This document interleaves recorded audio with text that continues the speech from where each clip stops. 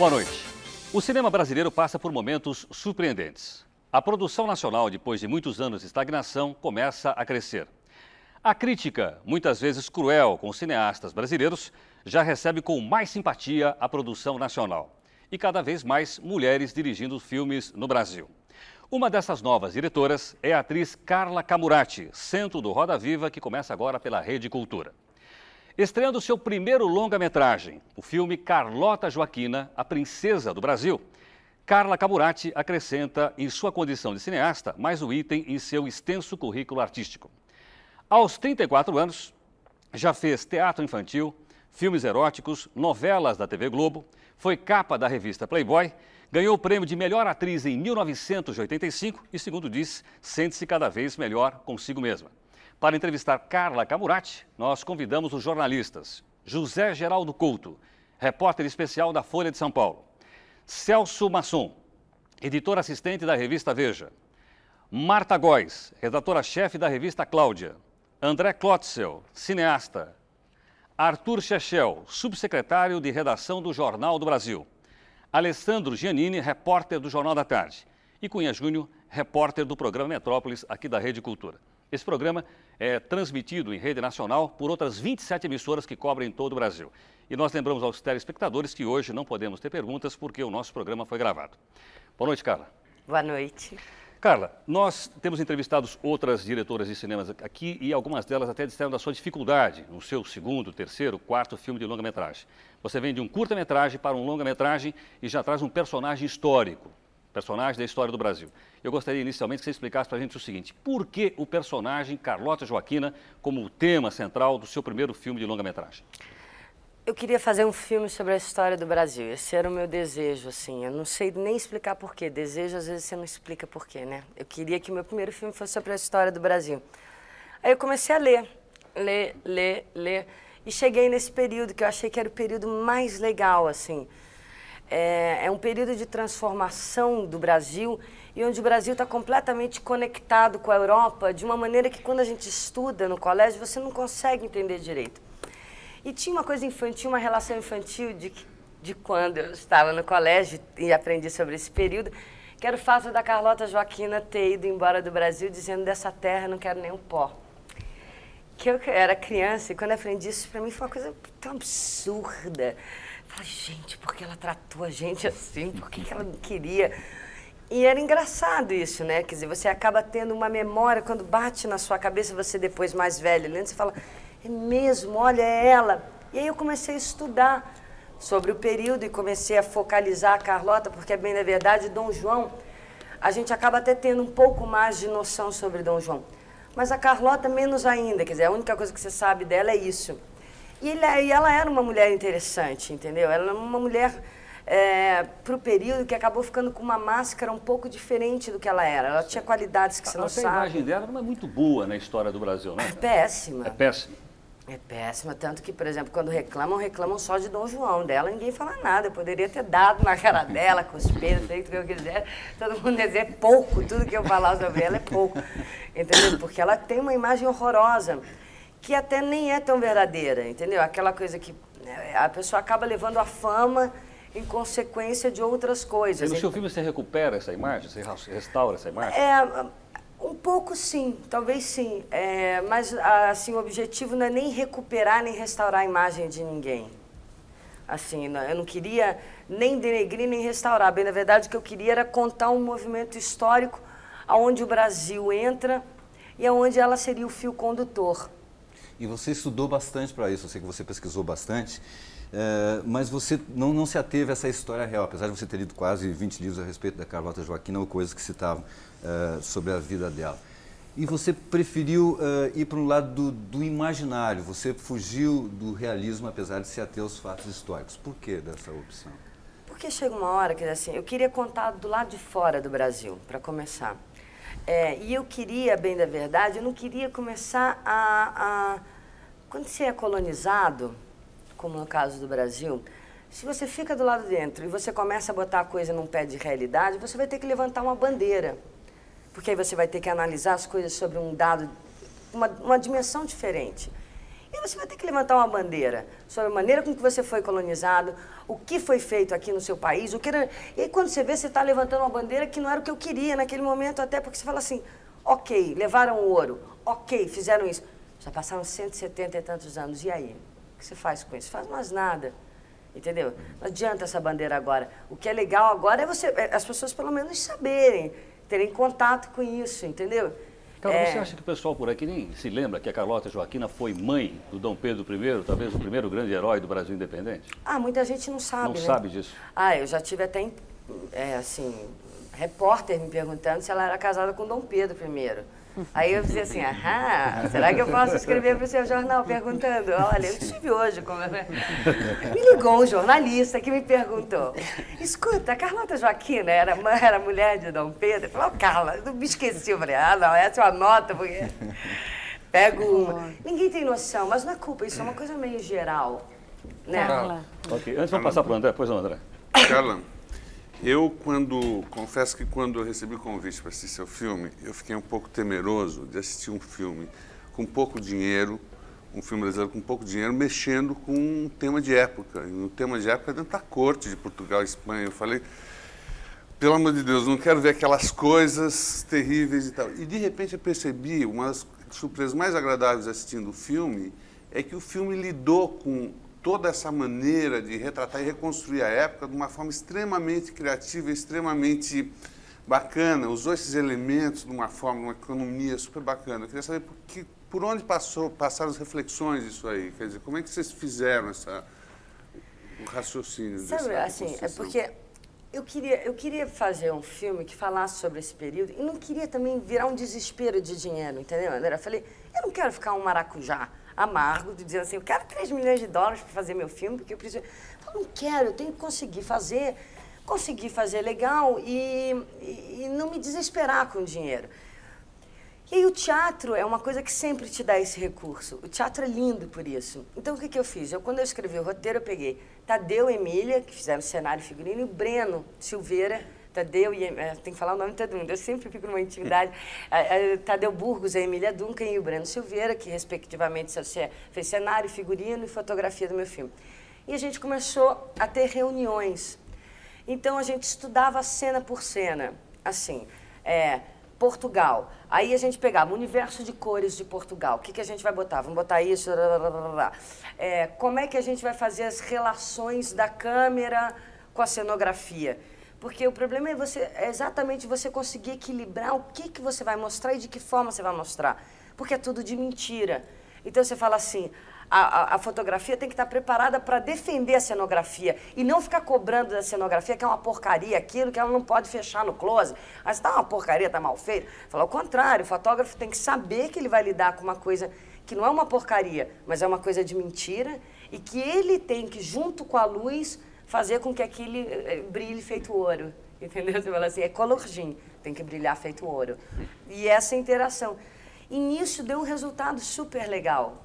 A bem da verdade foi isso, foi um trabalho... Porque você teve, na verdade, uma limitação, obviamente, uma limitação espacial, uma limitação cenográfica, mas que você não sente no filme, você incorporou enquanto linguagem, né? Quer dizer, eu senti super incorporado. Eu não falei, um filme que mexe com uma corte... há alguns séculos atrás é complicadíssimo fazer com isso. Uma elaboração... Foi tudo, porque foi estudado. Então a gente chegava lá, ninguém, assim, todo mundo sabia o que ia fazer, o que ia mostrar, era preparado para que fosse assim. Dá uns exemplos, assim, de coisas, de recursos desse tipo, né? Sei lá, a cama de Dom João, né? Que é linda, é uma coisa que é feita, foi uma artista plástica que é maravilhosa, que fez as nossas paredes todas, entendeu? Aquilo é feito com cera, colorgin, papel, é nada. E, no entanto, ela é linda. E a maneira com que você fotografa ela tem uma imponência, entendeu? Eu tenho uma cena que todo mundo está vestido de papel. Que é? A cena do casamento, quando tem 2 casamentos ao mesmo tempo, que depois vai para os 2 na Escócia e volta, quando volta está tudo de preto, que ele fala, nuvens negras cobriram os céus portugueses. Aquilo era tudo papel. Era porque a gente precisava de roupa que jogasse tinta, tinha que ser uma roupa barata, tinha que ser de papel. Então, tudo era papel e algodão, as perucas eram de algodão. Eu gosto um pouco disso, é um lado infantil, assim, eu adoro botar papelão, eu gosto da mentira, assim, eu particularmente, entendeu? Pois não, Zé Geraldo. O Jabor escreveu há algum tempo um artigo na Folha elogiando seu filme e saudando esses novos filmes feitos por mulheres, né, dizendo que a geração dele, a geração do cinema novo, tal, fazia um cinema macho e tal, que faliu, que não dá mais conta da realidade. Então ele saudava esses filmes feitos por mulheres como uma nova revolução no cinema brasileiro, de certo modo, né, incluindo seu filme entre eles. E eu queria saber de você se você sente essa diferença de ótica dessa geração para a sua, ou do cinema macho para o cinema que vocês fazem, e em que consistiria essa diferença? Eu não sinto isso. Quer dizer, assim, eu não me identifico, eu fico, claro, honradíssima, assim, quando o Jabor me inclui nisso. Eu amo o Jabor, amo o raciocínio do Jabor. O Jabor, para mim, é uma pessoa muito inteligente. E eu adoro quando ele pega o filme e usa para fazer uma autocrítica para uma geração dele, enfim, acho que o Jabor é uma pessoa muito inteligente. Mas quer dizer assim, eu não consigo ver assim. Eu não acho que existe um movimento feminino, quer dizer, eu já não consigo olhar o mundo assim. Mas aí é a ótica de cada um, né? Claro. Quer dizer assim, o Jabor tem essa ótica homem e mulher que é intrínseca dele, né? Assim, que está no trabalho dele, está em tudo. Eu já me sinto mais, assim, andrógina, quer dizer assim, eu olho e falo assim, o André acabou de filmar, entendeu? O Kaká acabou de filmar, o Sérgio Rezende acabou de filmar, a Norma também já fez filme há não sei quanto tempo. Eu não consigo olhar o espaço meio entre homens e mulheres, nunca. Quer dizer, aliás, é um problema, eu nunca consegui olhar. Assim, eu não consigo ser feminista porque eu não consigo nem me situar de que lado eu tô. Eu já começo assim, eu falo, mas será mesmo de que lado eu tô? Porque eu nunca tive, primeiro, nenhum preconceito por ser mulher. Ao contrário, eu sempre fui muito menino. Então, se eu tiver que ficar de um lado, eu acabo ficando do lado dos meninos, no sentido assim, eu jogava bola, eu era do time de futebol do prédio, entendeu? O primeiro eu jogava, era ponta esquerda, depois eu tive que passar para o gol, depois eu perdi quando eu comecei a ficar ali, fui expulsa naturalmente, porque eu não conseguia mais agarrar bola nenhuma. Mas durante muito tempo, então eu nunca consegui olhar o mundo, né? Aí eu falo de uma maneira geral, entre o que as mulheres fazem e o que os homens fazem. Eu tenho amigos que são verdadeiras mulheres, se a gente for olhar assim, e mulheres que são verdadeiros homens. Então eu não consigo montar assim, entendeu? Mas eu adorei o que ele escreveu, eu fiquei toda boba, assim, eu amo ele. Eu falei, nossa, que lindo. Cara, antes de passar a pergunta do Xexé, eu queria que você respondesse o seguinte. No caso desse filme, você falando aí a respeito da história do Brasil e falando também da Carlota Joaquina. Me parece que os membros da família imperial brasileira não gostaram muito do enredo do filme, achando que, de certa forma, ridiculariza um pouco a figura de Dom João, que é Dom João VI, rei de Portugal, de Dona Carlota Joaquina. Tem isso, não? Você teve esse problema, assim, porque são vários os descendentes, né? O mais jovem, que é o Dom Joãozinho, o mais liberal. Dom João, ele gostou do filme, ele falou que o filme era legal, que a foto... Isso, quer dizer, tudo... Eu fico lendo pela imprensa também, quer dizer, eu não liguei para ele e falei, oi, tudo bom, João? E aí, você gostou, não gostou? Desculpa, eu nunca... Até não fiz isso não por nada, até pretendo fazer. Mas assim, você fica lendo. Então parece que ele gostou, ele elogiou a fotografia do filme, os diálogos, as coisas. O Dom Pedro não foi ver e não gostou. Assim, foi uma coisa, ele mandou assessores ou secretários dele. Não vi e não gostei? Isso eu entendo, porque você faz uma fantasia também. Quando você manda alguém ver uma coisa para você, você já está correndo um risco de sofrer um equívoco na comunicação, né? Porque vão ser sempre outros olhos que nem sabem exatamente o que os seus olhos gostariam de ver. E por isso, já temerosos, falam assim, tá falando isso não era assim, ou quem sabe era, ou tá ridicularizando. Quer dizer assim, a bem da verdade, quando eu fiquei sabendo disso, eu falei, nossa, ele está sofrendo à toa. Eu falei, nossa, vai ver, não é tão ruim assim. Assim, o Nanini não faz nenhum deboche horroroso de Dom João. Eu não quis ser cruel, meu intuito não era esse. Mas você até evitou colocar algumas coisas curiosas a respeito da família real portuguesa, em relação a Dom João VI, por exemplo? O hábito dele carregar coxas de galinha no bolso. Por exemplo, ele sofrer de eczema nas pernas, essas coisas. Você deixou fora isso? Eu deixei exatamente para não denegrir o personagem? Porque, por exemplo, assim, você lê coisas assim, Dom João se arrastava penosamente com as pernas enfaixadas, com feridas. Você fala, bom, Isso é duro isso aí. Isso é duro isso. Você começar, ele já faz tudo isso. Você ainda põe a pessoa se arrastando penosamente com as pernas enferidas, você vai começar a criar, você fala assim, a própria coisa da coxinha, que é mais do que conhecida, quer dizer, assim, isso no colégio a gente aprende, né, que ele enfiava, porque ele comia 6 frangos, ele comia as carcaças e as coxinhas ele guardava elas todas dentro do bolso. Ia comendo durante o dia. Falei, mas a imagem, quer dizer, quando você está botando isso em imagem, quer dizer, você vai pegar uma mão, enfia dentro do bolso e sai com aquela coisa engordurada, vai fazer uma coisa um pouco nojenta demais, que é desnecessário. O fato dele já comer tanto frango já é o suficiente. Você também não precisa ficar abusando, porque como você está falando exatamente da história, você corre o risco de parecer que você quer pegar a sua história, que aí não é minha preocupação, não é a família real, sem nenhum desrespeito. É a história do país que é meu. Né, sua tia, mas é meu país, sinto muito. Você fala assim, porque senão a gente perde essa referência. Você está falando, né, o respeito é com o Brasil. Meu dever é com o Brasil, não é com mais ninguém. Então, não ia fazer isso com a gente. Né? Carla, ficando na história ainda, você pegou um período que é muito rico de acontecimentos, né? E claro que você não conta tudo o que aconteceu com a Carlota Joaquina e com o Dom João naquele período. Como é que você escolheu o que você queria no filme e não queria? Você filmou coisas que não estão no filme que a gente está vendo? O que você filmou, por exemplo? Tem muita coisa que teve que cair, entendeu? Por exemplo, a própria relação dela lá no Prata era maior do que o que está no filme. O que acontece é que, como é um período muito rico, você tem muitos acontecimentos, você tem muita informação. O primeiro tratamento que eu fiz, eu acabei de ler, tinha 3 horas e 40 lendo. Eu falei, não vai dar certo, isso vai dar certo. Nada. Aí comecei a enxugar. O Nanini brinca comigo, porque eu e a Melanie, a gente não parou de trabalhar nunca, né? A Melanie fez o roteiro junto comigo. Então, assim, e o Nanini e a Maria estão recebendo a primeira versão, a segunda do roteiro. E aí eu fui alterando, quer dizer, determinadas cenas ficaram sempre, quer dizer, assim, o princípio do filme... Alguns acontecimentos iam mudando. Só que quando a gente foi filmar, já era assim, eu falava, sequência 85. Aí o Lenin dizia assim, aquela, Marieta, que para você é 64, para mim é 32. Aquela, era uma zona, porque, na verdade, não dá para você contar tudo. Então, por exemplo, assim, tinha uma relação no filme mais com Portugal no final da volta deles, entendeu? Então o filme ia para Portugal, os portugueses já lá em Portugal já querendo que Dom João ficasse mesmo no Brasil, dar Portugal para outra pessoa, porque já estava chato. Tinha uma coisa que se estabelecia mais, mas que aí no filme, quando eu comecei a montar, eu achei que estava ficando... Como tem muita informação, eu tinha medo que o filme ficasse cansativo. Eu falei assim, chega uma hora que eu vou esgotar as pessoas, ninguém vai aguentar. Entendeu? Conta isso, ela começou com 10 anos, ela cresceu, ela se casou, ela foi pro Brasil, ela foi... Eu falo, nem eu tô aguentando. Acho que foi muito. Você não quis levantar uma bandeira e também não quis dar uma aula de história, né? Não quis. Ao mesmo tempo, quis passar o legal, o pitoresco da história, que é o que é mais gostoso, que é o que você pode aprender, o que a gente conversando tem, entendeu? Você fala assim, você sabia que na China, né? Eu adoro essa tipo de coisa assim. Fala, o que tem na China? Eu sou louca com isso. Né? Você fala assim, na China, os chineses naquela época, né? Eu queria ter essa sensação da história, né?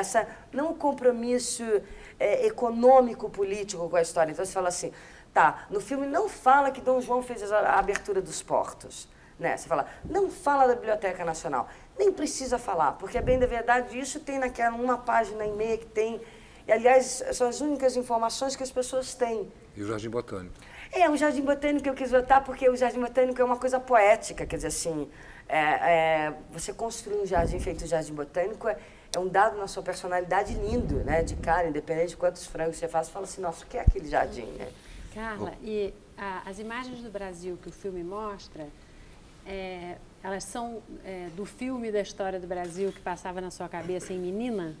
Era assim que você via em menina? Ou isso é um desenvolvimento da sua vida adulta mesmo? Só complementando, pois não, parece que tem uma... Complementando a pergunta, porque a ideia que me passou é que a imagem que aparece na tela até escrevi isso, que é uma coisa que a menina que está escutando a história imagina. É por aí ou não? É exatamente isso. Quer dizer, o que você vê na tela, quer dizer, não é a reprodução exata do que era o Rio de Janeiro, até porque o Rio de Janeiro devia ser muito pior do que aquilo. O Rio de Janeiro não tinha limpeza de rua. Então, assim, não havia, assim, a primeira companhia de lixo foi fundada quando o Dom João já estava quase indo embora. Então, as ruas eram muito sujas. Era um ambiente de caos um pouco maior do que está ali, entendeu? Ali tem uma coisa mais colorida, tem uma coisa de quem mora no frio e imagina o quente, entendeu? Mora na Escócia e adora os trópicos, e não de quem de fato está nos trópicos, entendeu? Porque devia ser assim, tinha o dobro de animais do que tem no filme, né? Então era uma coisa, devia ser um pouco mais calma. Dizem que fedia muito também. Isso você lendo, sei lá, Debré, você vê isso.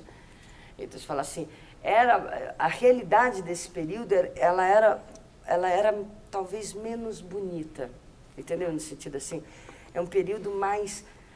Porque você tem um avanço por um lado, num lugar que ainda é muito pequenininho, num lugar que não dá conta de tudo aquilo, com pessoas que vieram muito pobres, que até que conseguissem gerar dinheiro para conseguir...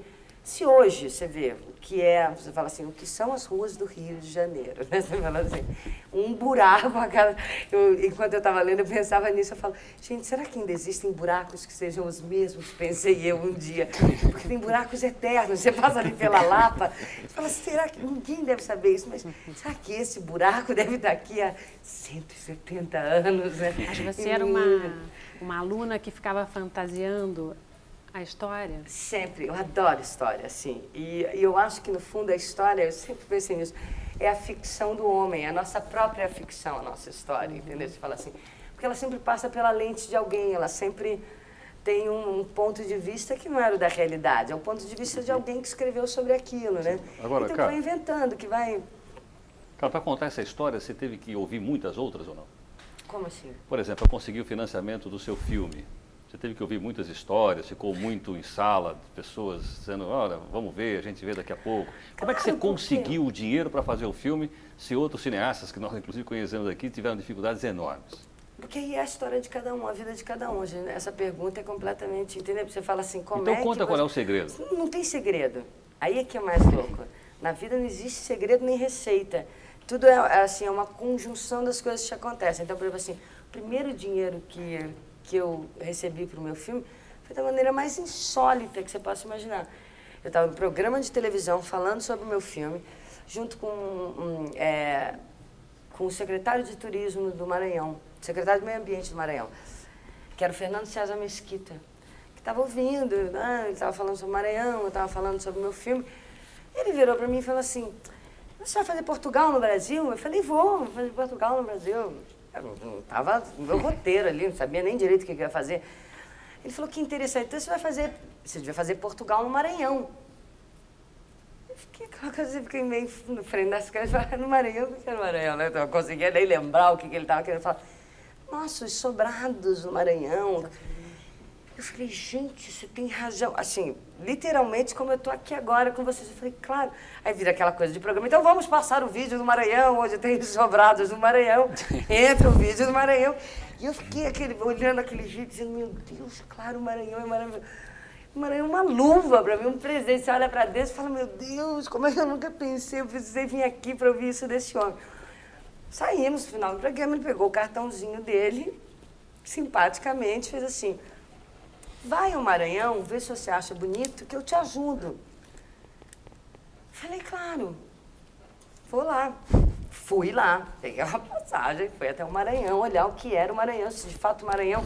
Porque eu conhecia o Maranhão, já tinha passado férias no Maranhão quando eu era pequena. Isso para mim era muito estranho, como é que uma pessoa, apesar de eu conhecer o Maranhão, de ter amigos que eram de lá, nunca ter me ocorrido ir para o Maranhão. Fui lá, não era bom, era maravilhoso, o Maranhão é lindo. O Maranhão dava para fazer Rio, dava para fazer Portugal e mais alguma coisa. E não era uma... Porque eu estava pensando assim, Paraty, eu estava numa área... Fui lá, falei com ele, ele despegou uma verba da Maratu, da Secretaria de Turismo do Maranhão, falou com o governador na época, né? Falou, olha, eu acho que a melhor coisa enquanto empreendimento e como propaganda para o Maranhão... De quanto foi essa verba? $100 mil na época. E o $100 mil? total?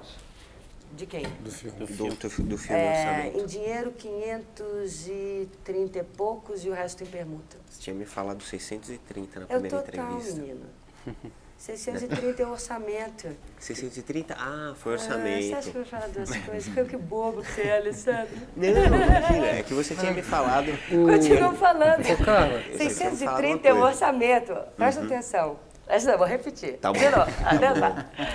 530 em dinheiro, o resto Que você permuta. recebeu. Certo. É a mesma coisa. Os orçamentos não mudam. Você acha que quando eles mudam, eles não diminuem, eles Não, mas aumentam. não é uma crítica, é só uma coisa Não, que eu mas é tinha, isso que eu era a tô minha querendo dúvida. dizer. Porque Mais você já nada. estava tão atenado que você não ouviu o que eu falei. Você me Provavelmente. interrompeu no meio. Olha Aí aqui. perdeu, estava falando 530 em dinheiro, o resto em permutas, para chegar nos 630. Então, ok, cara, esclarecido o orçamento. Eu sempre ouvi Pois falar não, que Michel. um dos problemas mais difíceis no brasileiro era a distribuição. Inclusive, o que a Embrafilme fazia, pelo menos no final da vida dela, era quer dizer, o financiamento que a Embrafilme dava era um adiantamento sobre a distribuição. O primeiro órgão estatal que se criou em relação ao cinema depois do Collor foi a Rio Filme, no Rio de Janeiro, que era a Secretaria Municipal, que também faz distribuição de cinema. E diz que você fez a tua distribuição sozinha. Como é que é isso? Você pega o telefone, liga para o dono do cinema e fala: você quer passar meu filme? Qual é a vantagem de você fazer sozinha a distribuição e qual é a desvantagem de você fazer sozinho a distribuição? Eu não sei ainda qual é a desvantagem exatamente, nem qual é a vantagem, porque eu estou fazendo pela primeira vez. Então, eu não tenho uma experiência de dizer assim, eu nunca distribuí o meu filme, eu nunca fiz um filme, né, que fosse distribuído. Mas eu tinha uma sensação que era assim, independente dos filmes, quer dizer assim, do julgamento que a gente possa estabelecer sobre os filmes dançavam na hora de serem distribuídos. Eu disse assim, alguma coisa acontece nesse momento da distribuição, né? Assim, por que seja bom, seja ruim, chega nessa hora, dá alguma coisa errada? Eu falei, eu queria tentar alguma coisa diferente, assim. Aí eu vi assim, o filme do Mauro foi lançado no Carnaval, do Mauro Farias. Eles falaram, eu mato quem fizer isso com o meu filme. Eu mato, eu juro. O filme do Zé Antônio nunca foi lançado. Eu falo, eu mato o produtor que fizesse isso comigo. Eu vou pra cadeia feliz depois. Aí você fala assim, matei ele, me deixou 2 anos com o meu filme parado, não fez nada. Eu falei, eu não vou passar por isso. Eu aprendo muito vendo os outros. Eu sou uma pessoa que se fala assim, eu observo e eu aprendo com os erros. Eu falo assim, o Xaxá fez aquilo, não deu certo. Então aquilo não é legal de fazer. Então eu falo assim, eu vou tentando achar qual é o certo, meio num farol do que dá errado. Eu falei, eu vou fazer que nem teatro. Já que todo mundo se dá mal nessa hora, eu vou me dar mal por mim mesma, entendeu? Assim, qualquer coisa só reclamo comigo. Eu falo, sua burra, porque você fez isso, metida, estúpida, porque aí você fica numa relação, pelo menos com você, mais consequente. Eu falei, não, eu não quero dar para ninguém distribuir, eu não quero dívida, eu não quero que ninguém abra uma dívida sobre nenhum aspecto que eu tenha que pagar, que eu não concorde 100% com essa dívida. Entendeu? Você fala assim, eu abro dívidas, as que eu acho que são boas e que eu vou conseguir pagar. Do contrário, para quê? Você fala assim, não quero essa relação. Eu falei, vou fazer que nem teatro. Vou diminuir, vou ao mínimo e vou levando o filme. Antigamente era assim, os diretores de cinema faziam assim, né? Eu falei, tá bom. E aí o que aconteceu foi que a Márcia, dona do Cine Gávea no Rio, quando eu fui alugar o Cine Gávea para fazer uma pré-estreia, que eu tinha que fazer uma pré-estreia, porque tudo começa a complicar quando você chega nesse âmbito. Você fala assim, eu tinha que fazer uma pré-estreia para patrocinadores. Por contrato, meu filme tinha que ficar pronto no ano de 94. Você fala assim, se eu for esperar fechar a distribuição com alguém para ir, a pessoa que eu fechei me dá um cinema para eu fazer essa pré-estreia, dancei. Eu já não cumpri o meu contrato. Falei, ok, vou alugar um cinema. Quanto custa o cinema para alugar para fazer um dia? Fui no Cine Gávea, o Jornal do Brasil tinha me pedido o Cine Gávea, que era melhor para os assinantes e tudo. A gente estava fechando uma permuta com o Cine Gávea e com o Jornal do Brasil. E o Jornal do Brasil pediu o Cine Gávea. Fui lá, não sabia nem quem era dona do Cine Gávea. Cheguei lá, a Márcia, dona do Cine Gávea, maravilhosa, olhou para mim e falou, que filme lindo! Nossa, você não quer passar seu filme no meu cinema? Eu falei, eu passar meu filme no seu cinema? Claro que eu quero, imagina quando. Falou, agora, você entra agora. Eu falei, entrar agora, eu não estava preparada. Eu falei, mas eu não tenho trailer, eu não tenho nada. Tanto que eu fui atropelada nesse sentido, entendeu? O trailer ficou pronto, o filme já estava 4 semanas em cartaz. Eu não consegui, porque aí eu falei para a Bianca, eu falei, Bianca, a gente tem o Cine Gávea, o que a gente faz? Ela falou, vamos, eu falei, vamos, né? Agora, vamos lá, pula, porque qualquer coisa é só nadar. E aí ligamos para o Marcelo, do Estação, eu já estava com o Cine Gávea fechado. Liguei para o Marcelo para saber de São Paulo. E o Marcelo estava chateado porque eu não tinha procurado ele. Você nem me procurou? Eu falei, pois é, Marcelo, eu não sabia. E eu tinha me comprometido com a Márcia, porque tinha um problema lá dela, com os distribuidores dela lá, que ela fechou comigo, que eu falei assim, tá bom, eu topo entrar no seu cinema, mas eu queria 3 semanas. Você não me tira antes de 3 semanas de jeito nenhum. Eu pago para você no final. Não sei que a gente faz alguma coisa, não se preocupe. É claro que se tivesse uma pessoa por sessão, eu não ia querer ficar 3 semanas. Mas eu não queria ter a sensação que eu ia ser atirada. Eu ia entrar numa sexta, quando fosse na outra quinta, eu estava atirada no lixo. Eu precisava de tempo. Já que eu ia entrar em cima, eu precisava de tempo, né? Para mexer a coisa. Fechei com ela 3 semanas. Ela falou, tá legal, 3 semanas. Eu falei, só vou entrar no seu cinema 3 semanas. Não é possível que a gente não consiga botar algumas pessoas aí dentro. A Bianca dizia assim, a Bianca dizia assim, eu apanho na rua, você não me conhece, Márcia, eu sou de teatro, teatro a gente faz tudo, eu vou aqui embaixo no shopping. Eu dizia assim, para, Bianca, calma, você vai conseguir. Só uma pergunta. A sua relação com o cinema é interessante, Jorge. É evidente que você é apaixonado pelo cinema, né? Mas parece que a sua história com o cinema no início, segundo reza a lenda, não foi bem assim. Parece que a primeira vez que você foi no cinema, você teve um surto de pânico quando foi ver o Mágico de Oz. Então, eu quero saber como é que você venceu esse primeiro pânico, como é que você começou aí a se apaixonar pelo cinema, quem foram os seus primeiros grandes cineastas, seus ídolos, para chegar, então, hoje ser a cineasta, Carla Camurati. Não, mas assim, não é que eu fiquei impotente, foi uma relação de amor, eu acho. Porque, assim, eu comecei a assistir o filme e aí tem um momento lá que a Judy Garland dorme em cima das flores, né? E que a bruxa vem, que é uma coisa terrível aquilo. Na verdade, eu queria acordar ela. Então, a minha primeira reação foi começar a gritar, aí a mãe da minha amiguinha me segurou e falou, Carla, não pode. Eu soltei dela e comecei a correr. Ela veio atrás de mim e me aguentou. E eu fui levada para fora, meio arrastada. Porque o cinema tem uma coisa meio louca, que a proporção da tela é muito grande. Eu não sei quando eu corri em direção à tela, eu não sei exatamente o que eu iria fazer ali, porque para mim foi muito violenta ser arrastada pela mãe de uma amiga minha, que afinal de contas nunca tinha me tratado assim, que de repente me puxava pelo aquele corredor. Eu dizia, não, foi um... E aí corta, eu me vejo sentada, bufando no hall, né, naquele cinema lindo que tinha ali em Copacabana, na Atlântica. Eu sentada, a bilheteira me dando um copo de água com açúcar. E eu chorando, ela disse assim, você não vai voltar lá pra dentro, eu vou ligar pra sua mãe. E era uma coisa. E aí eu chorava mais, mas o que aconteceu com ela? Ela dizia assim, não aconteceu nada, isso é cinema, isso é cinema. Aí ela ligou, né, a minha mãe pediu desculpas e veio me apanhar. Foi uma coisa meio traumatizante, porque eles continuaram no cinema e a minha mãe dizia assim, você foi dar vexame? Você sabe que é tudo mentira? E eu voltando para casa, mas a bruxa ia pegar ela. Eu falei, não ia pegar, não. Isso é filme. E aí demorou um tempo até que eu voltasse aí ao cinema, acho que coisa de 2 anos. Eu fiquei maior, eu devia ter uns 6 anos, né? Eu estava acostumada até com a televisão, que era pequenininha, mas o cinema... Era uma coisa colorida, porque não tinha cor, né? Assim, a televisão da minha casa não tinha cor. O máximo que eu via de cor era do vizinho, que tinha aquelas listras, assim, aquele arco-íris de plástico que botava em frente à televisão. Então eu me deparo com aquela coisa enorme, colorida, né? Era uma coisa... E por que você começou a se apaixonar depois, através do cinema? Porque isso, eu acho que, por exemplo, assim, eu tenho uma relação até hoje com o cinema que é engraçada, por exemplo, assim... Fanny Alexander, que eu estava vendo do Bergman, isso eu já era grande, eu estava com o Paulo dentro do cinema. De repente, no final do filme, eu falei assim, ah, não! O Paulo falou, cá. Eu falei, não, nem nada. Porque na hora que aparece o padrasto no final, que o menino sai correndo, tem umas coisas que eu não sei se é a dimensão da imagem que me impressiona, entendeu? Eu não sei o que é que me impressiona tanto até hoje.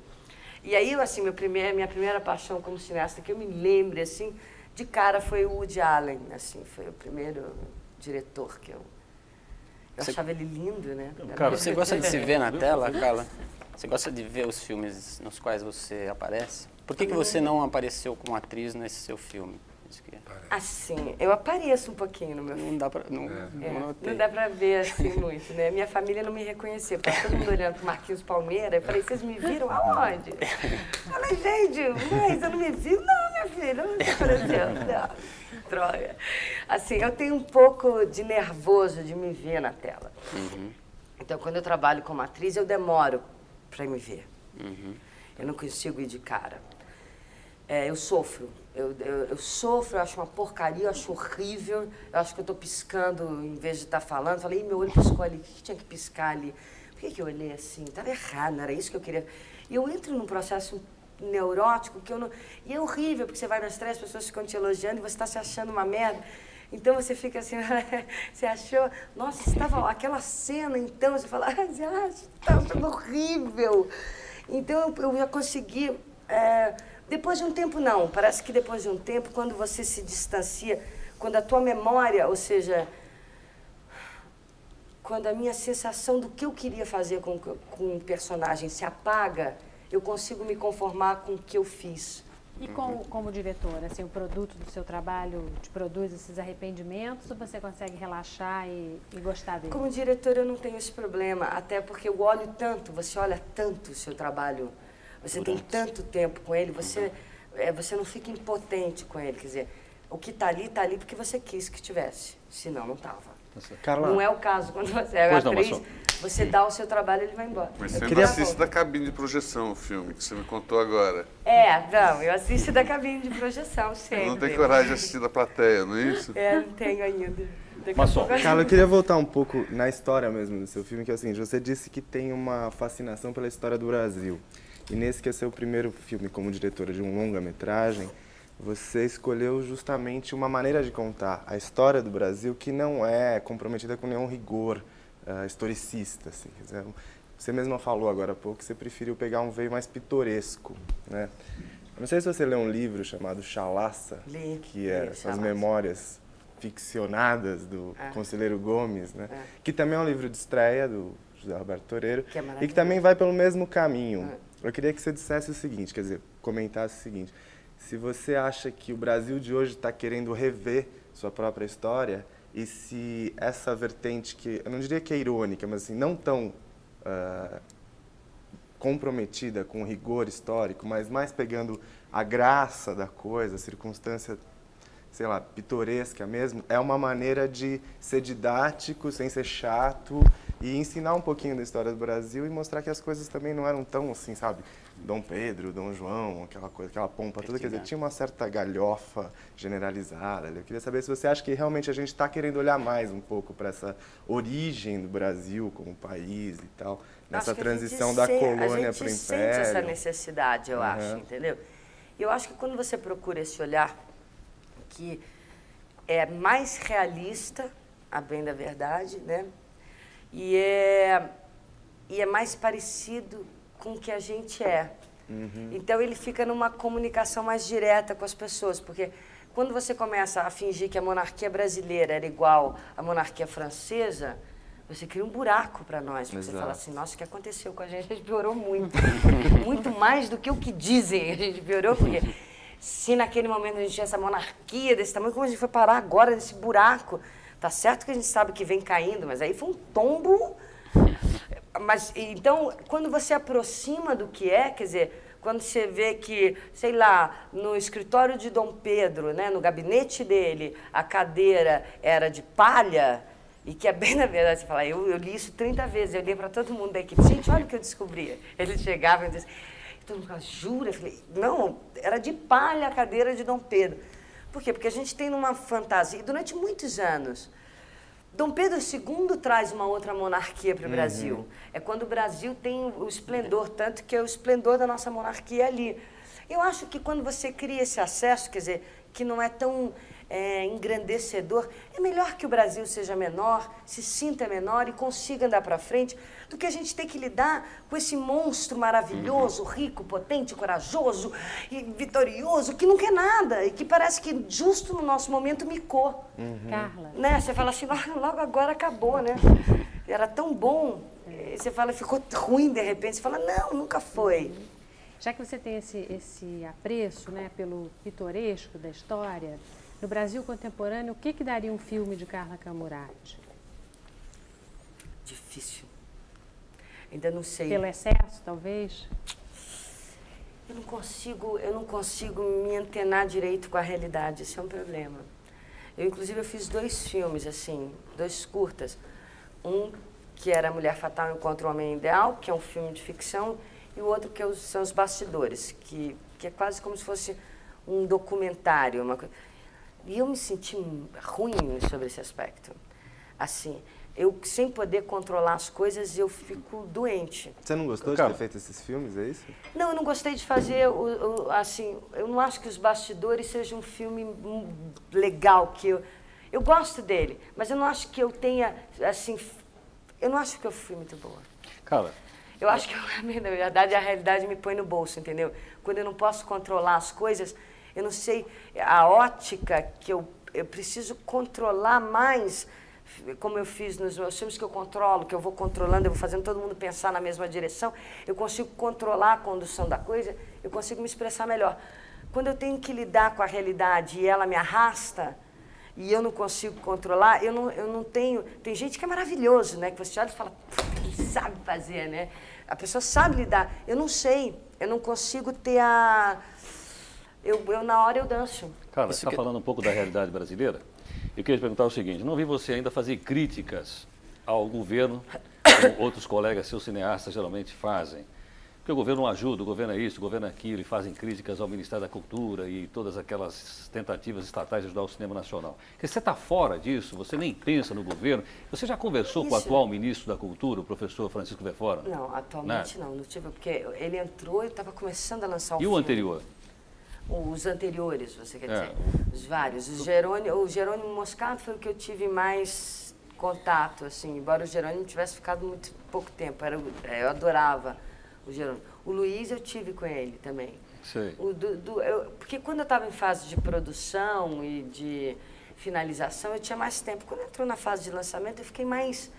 Eu não conseguia você não dependeu, além do governo e nada, é isso? Imagina, eu tenho 4 estatais. Não dependi, não. Tem 4 estatais no meu filme. Eu tenho o Banco do Brasil, eu tenho a Embratel, a Telerge e a Petrobras. E como é que você tem consegue até um merchandising estranho do Banco do Brasil no filme. Seu? Claro que não tem departamento O anti-merchandising. Eu consegui o apoio de merchandising. Então, vai. Departamento de marketing amigos deles. do governo? Você tem amigos no governo? Não, mas não é questão de ter amigo, é uma outra coisa, assim. A Não, revista Veja não tem amigos no não governo. consegue, gostaria que você contasse. A revista Veja não tem amigos no governo. No entanto, ela fecha as propagandas da Petrobras inteiras que atravessam. Você fala assim, existe uma média, uma grande verba em todas as estatais de publicidade. Aí você vai lá na porta, bate na porta e diz, olha, entrega o seu projeto. E atendem? Demora, como tudo. Como tudo na vida. Nada é tão fácil nem é tão difícil. Não tem essa... E essa ironia... Você não me respondeu se tem amigos no governo. Não tenho amigos no governo. Quer dizer, sou amiga do Fernando Henrique, hoje conheço ele, mas não sou íntima. Assim, dizer assim, oi Fernando, tudo bem? Não sou, entendeu? Assim, como gostava muito do presidente Itamar e gosto muito dele, entendeu? Mas não conhecia, se você me dissesse assim, quem é que é seu amigo no governo? Não tinha ninguém amigo do governo. Agora, acho errado esse raciocínio também, entendeu? Você fala assim, é errado o raciocínio de que as estatais não devem cuidar da cultura. Por que que não devem? Por que que não tem que paternalizar? Desculpe, governo é para paternalizar sim. Agora, tem pais e pais. Agora, é para cuidar da cultura, é para cuidar da saúde e é para cuidar da educação. E é para cuidar, não jogando dinheiro fora, feito se joga nas estatais, fazendo comerciais, que vai verbas, milhões em publicidade, que não geram nada. Isso ninguém tem vergonha, isso não tem ninguém cobrando ali. Vem cá, para as agências grandes, quanto vocês estão ganhando do governo para fazer essa publicidade bilionária que está no ar? Ninguém vai lá perguntar isso. Agora, quando você vem com um desgraçado, coitado, que consegue um dinheirinho para fazer uma peça de teatro, tem todo mundo no pé. Você tem amigo no governo? Como é que você conseguiu isso? Francamente, você fala, gente, acorda, Brasil, 1995, o dinheiro do governo, que vá para o governo, que cuide das coisas do país, e não que fique numa babaquice de promoção, de estatal, que já tem bem da verdade. Por que precisa tanta publicidade? Se na realidade você detém um mercado, se uma estatal, a maior parte das vezes, ela é a única, sozinha ali na parada. Entendeu? Então não tem que gerar dinheiro para cuidar das coisas do nosso país. E isso não é corrupção, isso não precisa de amigo. Isso devia ser o primeiro cuidado que um país deve tomar. A Shell, quando cuida do teatro no Brasil, não é à toa, ela não é a irmã Paula. Entendeu? Agora, a gente aqui, porque tem um departamento, porque o marketing no Brasil virou tudo, por isso o Collor ganhou a eleição, por isso o país está ruindo água abaixo, porque, na realidade, a gente fica na camada da superficialidade de tudo, e tudo que tem alguma coisa de mais dimensão soa corrupção, soa amigo, soa interesse. Você fala, eu quero saber quem é que fecha as verbas de publicidade ali do governo, onde é que estão os amigos ali? Onde é que vão os milhões ali? Que vão em 30 segundos, dinheiros que fariam coisas enormes pelo país. E vai em 30 segundos, aqui na televisão, passando todo dia, na revista, que você vira e ninguém olha o que é pior, porque você vê anúncio, você passa rápido para ver o que te interessa. Então, bem da verdade, eu discordo. E eu acho que enquanto a gente não tiver um outro tipo de olhar, um outro tipo de generosidade, a gente vai impor ao país ao mesmo tipo de lenga-lenga, entendeu? Então, você fala assim, eu dou graças a Deus. Assim, o Banco do Brasil é maravilhoso, porque ele ajuda o teatro, ele ajuda a Bibi Ferreira a fazer o show dela, e ele tem que ajudar sim. E ai do bobo que fica enchendo o saco, querendo saber se o Banco do Brasil deu dinheiro para Bibi Ferreira. Graças a Deus. Tem que dar, e que dê muito, que se não é o Banco do Brasil, quem é que vai, entendeu? É o Banco do Brasil, sim, que tem que dar. A Petrobras, que ajude as pessoas a fazer. Se tem dinheiro, isso não é corrupção, isso é cuidar do seu país. Isso é o mínimo. Aliás, isso é o mínimo que deve ser feito. Corrupção são os salários que as pessoas ganham, é uma outra coisa. Bobagem é dar tanto dinheiro para o México, aí a gente vai entrar numa... Entendeu? Num angu de caroço que eu fico louca. Eu sou italiana, eu não posso me descer essas coisas. Carla, só uma coisa, já que... Carla, já que a gente está nesse assunto árido, assim, que é financiamento e não sei o que mais, eu queria saber, assim, a sua opinião sobre o modelo de financiamento que a Secretaria de Audiovisual propôs, que é a Lei do Audiovisual. Quer dizer, essa coisa meio burocrática que vocês têm que virar até tributarista para entender direito aquela coisa toda. E eu queria saber o que você acha, se para você aquilo lá também é ideal. Quer dizer, não só ter ajuda do governo, das estatais, mas se por esse caminho, que é uma maneira de buscar ajuda na iniciativa privada também, se é bom, se é ideal. Eu acho que é interessante, quer dizer, tudo que você vai... Assim, a lei do audiovisual ainda é muito verde, e eu não posso falar de uma coisa que eu ainda não consegui, porque o que aconteceu é o seguinte, quando ela foi aprovada, meu filme já tinha começado. Quando você tem um filme que está em meio de andamento, para você entrar num tipo de coisa assim, quando você tem um projeto é mais fácil. Você tem um projeto, ele é uma coisa estanque, ele tem lá, tem um orçamento, então você consegue... Quando você já tem, esse projeto já virou outra coisa, ou seja, ele já é metade é projeto, outra metade já é filme, já está lá, outra metade já é roupa, outra metade... Entendeu? Você tem uma coisa que fica mais difícil de você entrar nesse tipo de lei. Então, eu não posso falar com muita profundidade sobre isso, porque eu não pude utilizar. Eu acho que ela vai ser interessante, sim. Eu acho que se você entra com um projeto, quer dizer assim, antes dele ter começado, você pode, através dessa lei, conseguir com que as pessoas se interessem. E se a gente muda a história do cinema, porque você fala assim, só a gente não está ganhando dinheiro com o cinema. Só a gente. Os exibidores ganham dinheiro com o cinema. E, graças a Deus, ganham muito dinheiro com o cinema. Então, você fala assim, estão fechando as salas de cinema. Estão fechando e abrindo. Fecha-se uma aqui, abre-se duas ali menor. Quer dizer, assim, está se mudando o perfil das coisas. Mas, absolutamente, o cinema não é uma coisa que não rende dinheiro. A gente tem que descobrir como é que a gente faz render para a gente. Você está entendendo? A gente não está ganhando, mas tem muita gente ganhando. E eu acho que o importante é exatamente saber como é que faz para a gente ganhar. A gente que produz, a gente que dirige, a gente que quer fazer cinema. Carla. Então, acho que pode ser um princípio interessante. Eu queria ter usado a lei para poder falar melhor sobre ela. Eu só li, quando eu vi, eu falo, do jeito que eu estou, vai me dar problema ter que usar. Carla, vamos fazer um intervalo. Nós fazemos um intervalo e voltamos daqui a pouquinho no Roda Viva, entrevistando Carla Camurati. Até já. Gente, que calor, hein?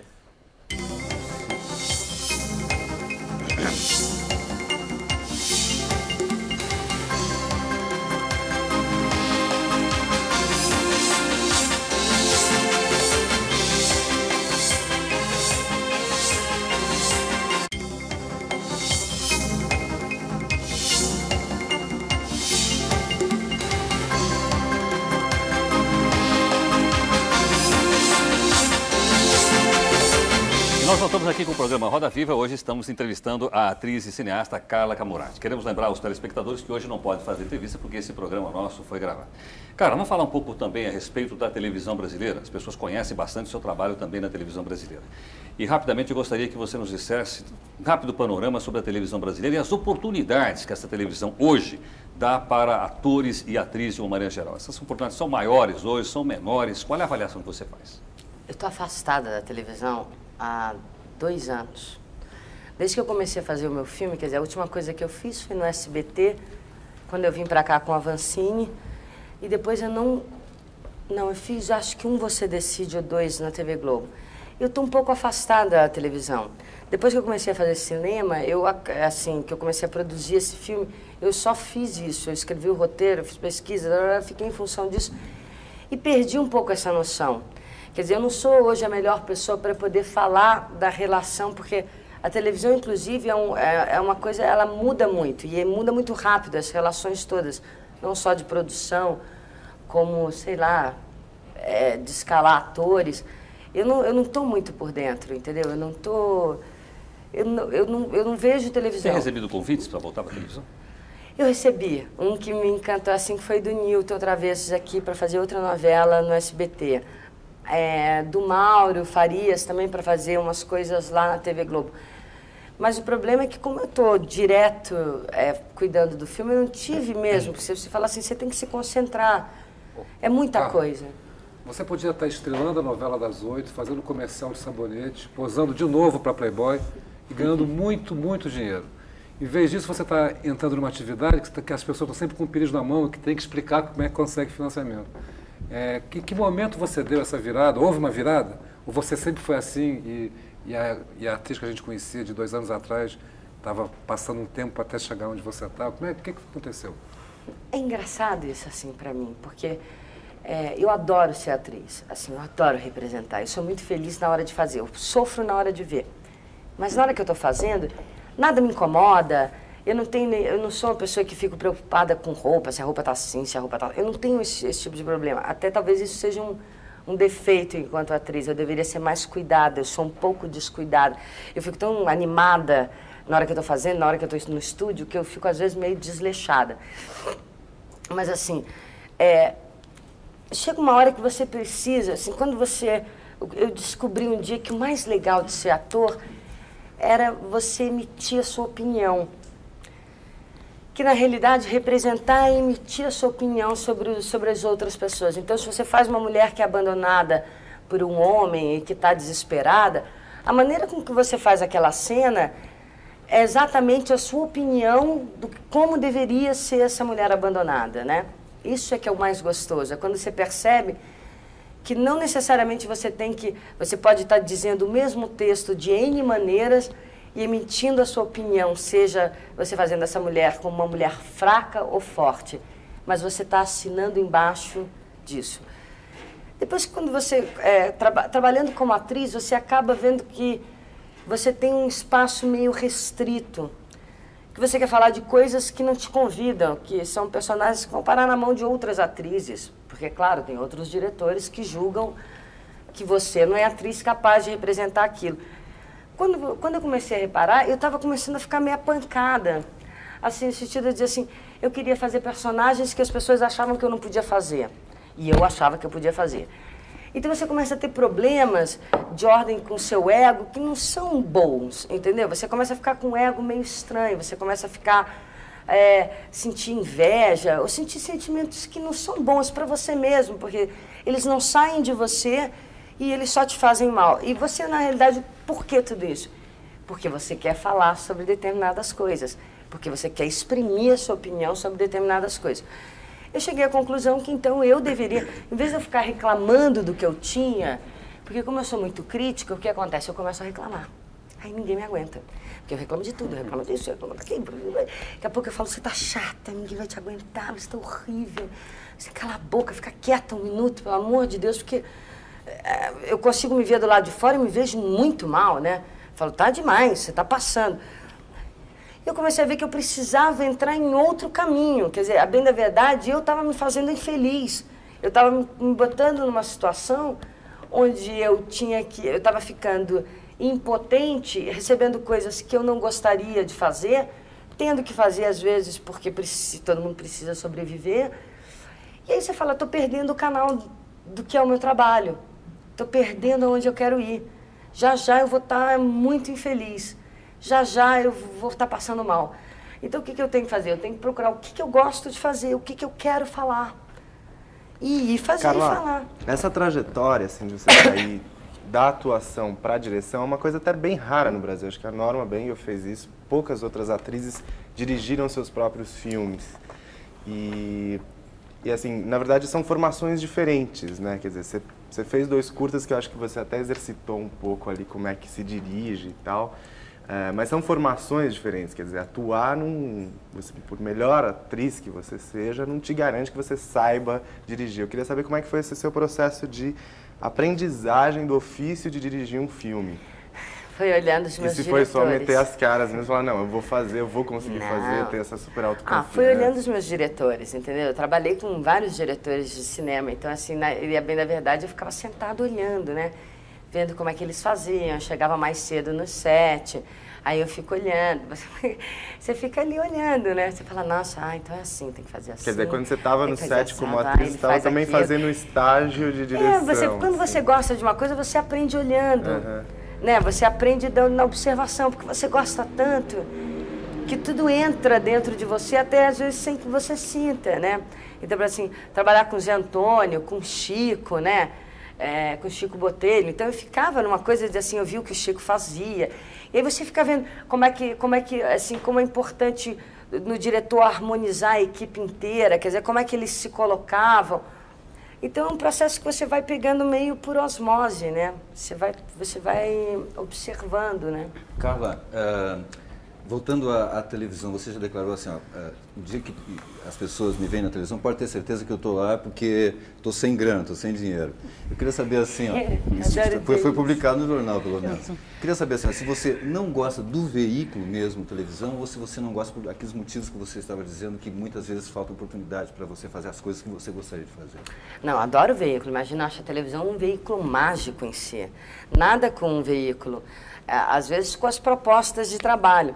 E a bem da verdade, primeiro, quando eu digo isso, isso é uma verdade, né? Eu sou aquela pessoa que você fala assim, e porque tem uma coisa que todo mundo adora mitificar também a televisão, né? Então você tem sempre aqueles atores que falam assim, nossa, para mim fazer a Joaninha do Tititi no Tototó tá sendo uma experiência, uma coisa eu tô aprendendo tanto. E eu fico do lado e falo assim, nossa, eu devo ser louca, porque não é, quer dizer, assim, sem nenhum deboche, não é para aprender tanto, nem é para tanto, nada é para tanto, quer dizer, você está fazendo ali um produto que é o que a própria televisão se propõe a fazer, quer dizer, só para a gente não de novo engrandecer o que não precisa ser engrandecido, em nenhum sentido, né? Quer dizer, assim, dimensionar o que está se fazendo. Que aí eu adorava também quando as pessoas vinham com essa coisa assim, como é, né? A Marianinha do Bububu, você fala assim, a Marianinha para mim eu estou fazendo porque eu não tenho um tostão. Tem bem na verdade, tem um pouco essa relação, né? Você fala assim, você precisa de dinheiro e você vende o seu trabalho com a maior dignidade, com a maior seriedade, quer dizer assim, mas não dá por causa disso que você queira iludir as pessoas que aquilo que você está fazendo é a 8ª maravilha. E se você acredita nisso, ainda é pior, porque você vai descendo o teu teto. Você vai achando que aquilo é a 8ª maravilha, você não passa daquilo. Mas, cara, aquilo não é a 8ª maravilha nem para a televisão, que é quem ganha dinheiro com aquilo. Quer dizer, a própria televisão dentro das novelas tem as minisséries que são os tratamentos mais especiais. Então, quando você, enquanto ator, faz esse tipo de declaração, a bem da verdade, você está sendo até bobo. Porque você fala assim, não é uma forma de se autovalorizar um pouco, cara? Não é uma forma também do ator se autovalorizar? Dizer, olha, eu faço parte da novela tal, como você disse? Claro, é isso que eu estou dizendo. As pessoas se sentem, parece que o céu ficou ali, entendeu? E você fala assim, empurra ele mais para cima.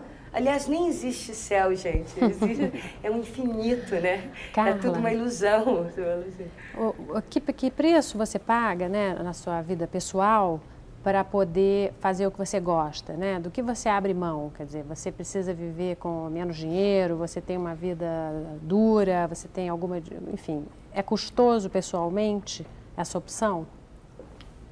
Por enquanto não tem sido.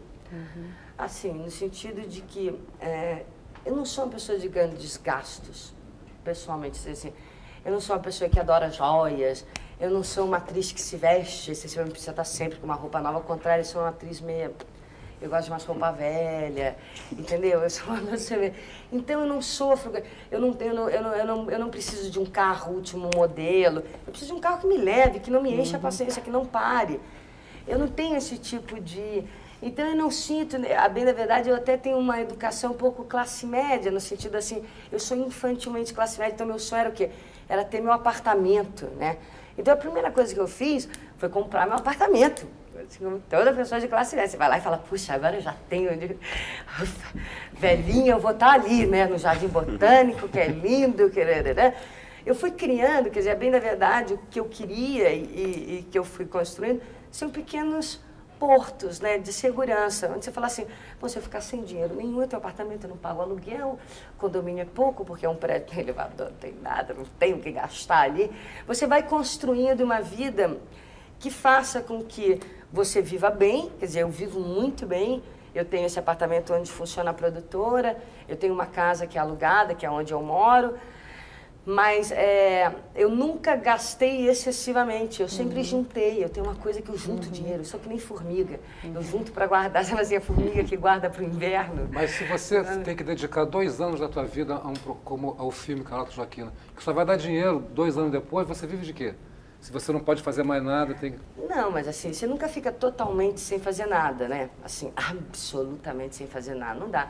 E assim, eu sempre junto um pouquinho de dinheiro, aquela história assim, eu aprendi rapidamente que eu tinha que ter um mínimo de reserva que me mantivesse com dignidade os meus desejos. Você está entendendo? E eu espero que você tenha ganho um salário para fazer o filme também. Quer dizer, o filme não é uma coisa idealista e amadorista. Pelo não, você não ganha dinheiro. Quer dizer, se na produção você ganha o seu salário. Óbvio. Você ganha semanal, também não é de... É claro que você tem que medir sempre o seu salário. Eu ganhava tabela. Né? Você tem que ganhar como você paga. Você não pode se...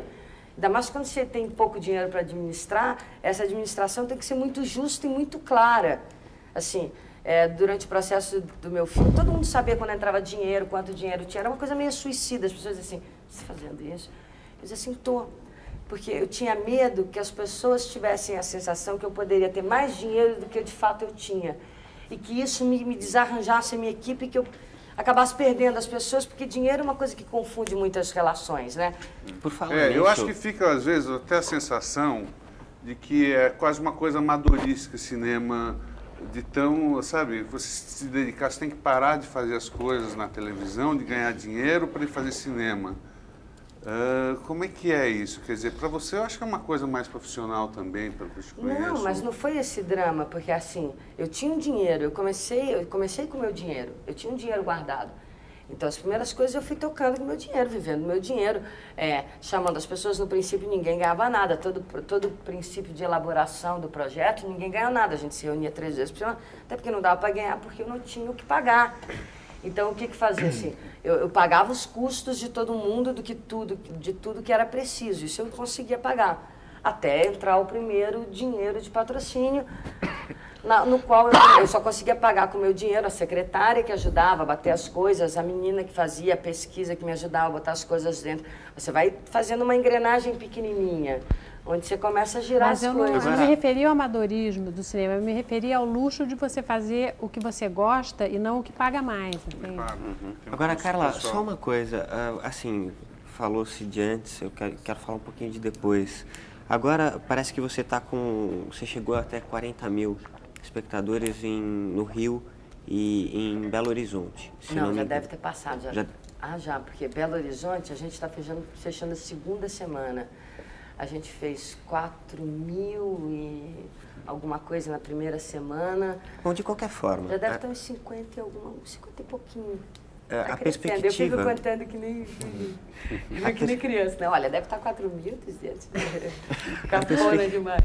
Eu falei com o distribuidor aqui de São Paulo, o Ademar, do Espaço Banco Nacional, e ele me disse que a expectativa que se tem é que você chegue a 300 mil. Eu não sei se esse número é real, mas se você chegar a 300 mil, você vai fazer mais do que todos os filmes praticamente quase todos os filmes que foram lançados no ano passado, todos os brasileiros.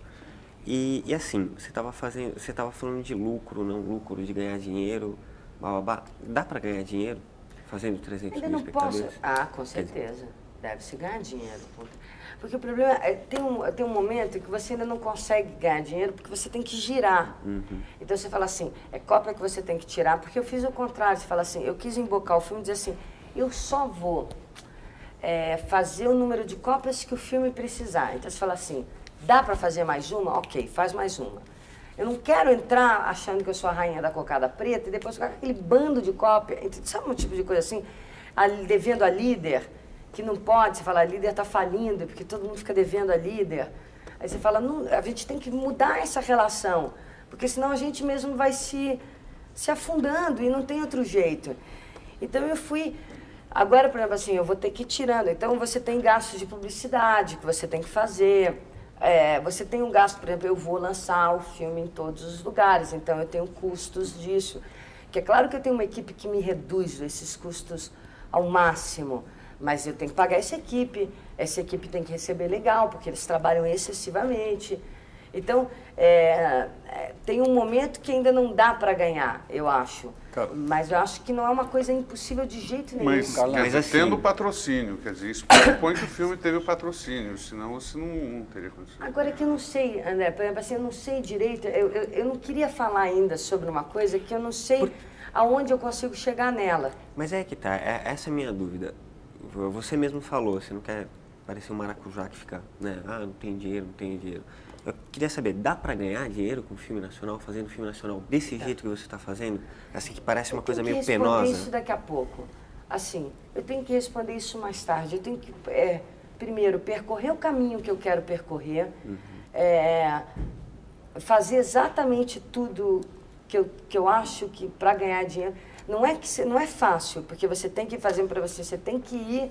Você fala assim, eu tenho que ir ocupando o maior número de praças possíveis e tenho que fazer um trabalho de longa resistência, você está entendendo? Claro. Eu não posso me contentar com o Rio, com São Paulo, sem ter interior do Rio, interior de São Paulo. Você tem que ir cavucando, entendeu? Tem que trazer dar dinheiro nesse caso, quer dizer, até uma coisa maior, eu acredito, porque não é ganhar um dinheiro... se remunerar. Eu acho que é muito mais você tornar uma produção, uma coisa viável. Quer dizer, e eu acho que o filme só está aí e só teria condições, eventualmente, você até ganhar algum dinheiro, só porque você teve os patrocínios, ou não. Eu não sei isso que eu estou dizendo. O meu desejo, André, assim, o meu sonho, se tem uma coisa que eu sonho, assim, e que eu adoraria poder ter, seria de fato o maior presente, é que ele gerasse o dinheiro para o meu segundo filme. Qual é o segundo filme? Eu não posso falar. Não é Copacabana? É um programa de televisão. Exatamente. Mas agora todo mundo já fica falando disso. Eu falo, gente, eu não quero falar isso uma vez, agora virou, eu não escrevi ainda, só tenho argumento, e você fica falando, arrotando, que eu disse, não pode. O que acontece? Esvazia? Não é isso, é porque passa a ser notícia antes de existir. E aí? E aí é ruim, porque, assim... É legal que seja notícia quando a coisa já está fortinha, para poder ser sugada e ir para o mundo. Quando ela ainda é pequenininha, você fala assim, gente, é só uma ideia, assim, é um argumento, ele não eu sei falar, sei lá, 15 minutos sobre isso. Carla, só um instantinho, José. Carla, veja o seguinte, eu estou vendo você falar a respeito dessas questões econômicas todas, isso depende também das pessoas terem dinheiro até para ir no cinema, né? Das condições econômicas do país, permitirem que as pessoas possam ir no cinema, no teatro e outras atividades culturais. Eu queria saber o seguinte de você, como é que você está avaliando esses primeiros dias do governo Fernando Henrique Cardoso?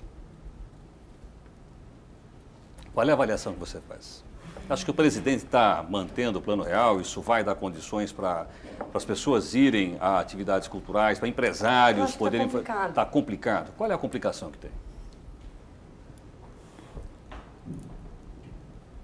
Uma coisa assim, eu preferia não falar. Eu vou ser sincera, eu preferia não falar. Você acha que não está cumprindo as promessas que fez em campanha? Não é isso, eu preferia não falar por dois motivos. Primeiro, porque se eu emitir minha opinião, ela vai ser cruel. Contra ela não o vai presidente? ser legal. Não, contra o governo, não é contra o Fernando Henrique. Eu não estou falando da pessoa do Fernando Henrique. Estou falando assim, do governo que eu estou vendo formar aí. E tem muito pouco tempo. Aí você fala assim, eu estou falando de uma coisa que está 30 dias aí. Se eu for falar exatamente o que eu sinto desses 30 dias, eu vou fazer uma análise terrível, porque eu sou muito crítica. Então, eu vejo já rumbo em tudo quanto é lugar. Aí eu falo assim, mas aí você tem que... Assim, a vida também já me ensinou, e a minha própria experiência, de que às vezes você tem que ter um pouco de calma. Você fala assim, você tem que ter calma, até para emitir a sua opinião, e a sua opinião virar alguma coisa construtiva. Mas o que te desgosta, por exemplo? Você emitir opinião, o que está te desgostando nesse governo?